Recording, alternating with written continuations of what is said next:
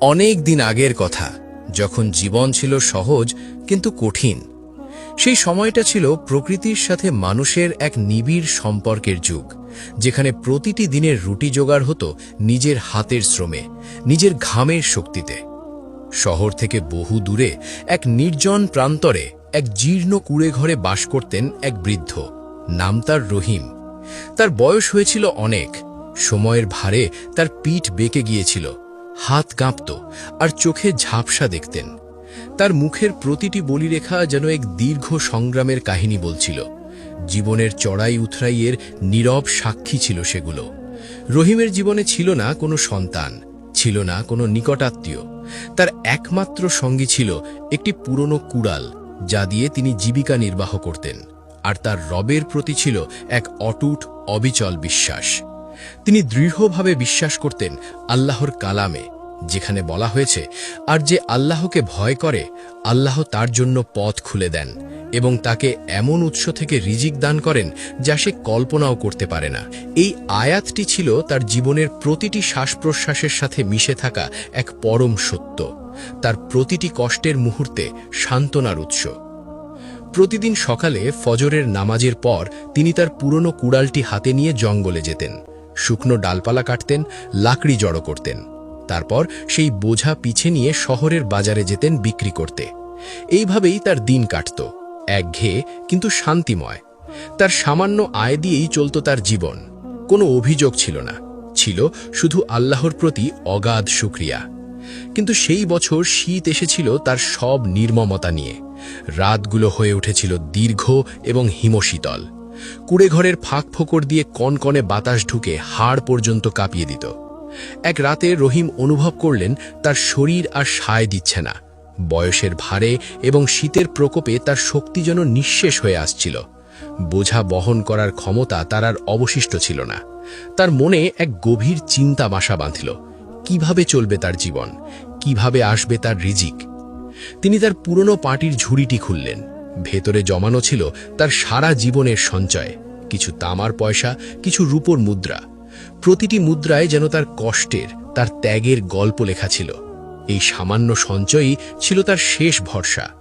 দীর্ঘক্ষণ চিন্তা করার পর রহিম একটি সিদ্ধান্ত নিলেন।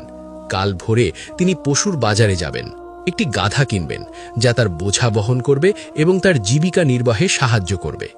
তিনি স্মরণ করলেন রাসূলুল্লাহ সাল্লাল্লাহু আলাইহি ওয়াসাল্লামের সেই পবিত্র হাদিস, যা তাকে নতুন করে সাহস জোগাল। যদি তোমরা আল্লাহর ওপর যথাযথ ভরসা করতে, তাহলে তিনি তোমাদেরকে পাখির মতো রিজিক দিতেন। তারা সকালে খালি পেটে বের হয় এবং সন্ধ্যায় ভরা পেটে ফিরে আসে। এই হাদিসটি তার মনে আশার আলো জ্বালিয়ে দিল, তাকে আল্লাহর ওপর আরও বেশি ভরসা রাখতে শেখালো। পরদিন সকালে ফজরের নামাজের পর রহিম বেরিয়ে পড়লেন তার জীবনের এক নতুন অধ্যায়ের সন্ধানে। হাতে ছিল তার নিত্যসঙ্গী কাঠের লাঠি, পরনে ছিল ছেঁড়া কিন্তু পরিষ্কার জামা, আর পকেটে ছিল তার সারা জীবনের সব সঞ্চয়। তার প্রতিটি পদক্ষেপে ছিল এক মিশ্র অনুভূতি, আশা আর শঙ্কা। তিনি জানতেন না তার ভাগ্যে কি আছে, কিন্তু তার হৃদয়ে ছিল আল্লাহর প্রতি অগাধ বিশ্বাস। তিনি মনে মনে আল্লাহর কাছে সাহায্য প্রার্থনা করছিলেন, যেন তিনি তাকে সঠিক পথ দেখান। বাজারের দিকে যেতে যেতে সূর্য পূর্বাকাশে উঁকি দিচ্ছিল। ভোরের স্নিগ্ধ বাতাস তার জীর্ণ শরীরকে ছুঁয়ে যাচ্ছিল, কিন্তু তার মনে ছিল এক দৃঢ় সংকল্প। দীর্ঘ পথ হেঁটে তিনি যখন বাজারে পৌঁছালেন, তখন সূর্য বেশ উপরে উঠে গেছে। চারদিকে তখন এক ভিন্ন চিত্র, মানুষের হইচই, পশুর ডাক, দরদামের কোলাহল, সব মিলিয়ে এক জীবন্ত পরিবেশ। বাজারে সারি সারি দোকানে সাজানো ছিল ঘোড়া, উট, গাধা এবং অন্যান্য পশু।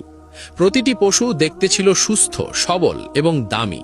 ধনী ব্যবসায়ীরা তাদের সেরা পশুগুলো নিয়ে এসেছে, আর ক্রেতারা তাদের সামর্থ্য অনুযায়ী দরদাম করছে। রহিম এক দোকান থেকে অন্য দোকানে গেলেন, প্রতিটি পশুর দাম জিজ্ঞেস করলেন, কিন্তু প্রতিবারই তাকে একই জবাব শুনতে হলো, যা তার হৃদয়ে আঘাত হানছিল। বুড়ো, আপনার সারা জীবনের জমানো টাকা দিয়েও এই পশু কিনতে পারবেন না। কেউ তাকে দেখে হাসছিল, কেউ ব্যঙ্গ করছিল, আর কেউ কেউ তাকে অবজ্ঞার চোখে দেখছিল। তাদের চোখে ছিল উপহাস, তাদের কথায় ছিল বিদ্রূপ। রহিমের মাথা নিচু হয়ে গেল। তার মনে হলো হয়তো তার এই চেষ্টা বৃথা, হয়তো তার ফিরে যাওয়াই ভালো। এই বিশাল বাজারে তার মতো একজন দরিদ্র বৃদ্ধের কোনো স্থান নেই। তার সঞ্চয় এই শক্তিশালী পশুগুলোর দামের কাছে কিছুই নয়। তার মনে এক মুহূর্তের জন্য হতাশা উকি দিল, কিন্তু পরক্ষণেই তিনি আল্লাহর উপর তার ভরসা ফিরিয়ে আনলেন। তিনি জানতেন আল্লাহ তার বান্দাকে কখনো নিরাশ করেন না। ঠিক যখন রহিম প্রায় হাল ছেড়ে দেওয়ার উপক্রম করছিলেন, তখনই তার চোখ পড়ল বাজারের এক কোণায়।